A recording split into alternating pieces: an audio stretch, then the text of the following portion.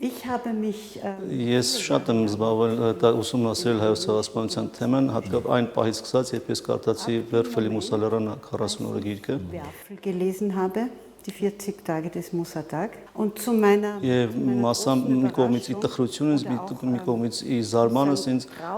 ես հայտնաբերեցի, որ գերմանախոս երկրներում Ավստրիայում եւ Գերմանիայում մասնավորապես հայոց ցեղասպանության մասին շատ քիչ գիտեն, դպրոցներում այդ մասին չեն սովորում գրեթե։ nichts lernen. Und ab dem Moment Այդ պահից սկսած ես շատ եմ հետաքրքրել այս թեմայով, այս ժողովրդի պատմությամբ։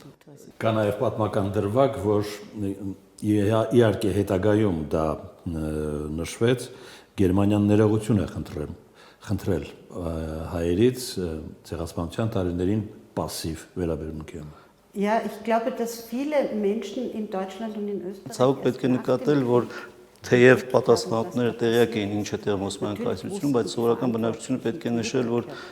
մեծ մասը տեղյակ էլ չէին, թե ինչ է տեղի ունենում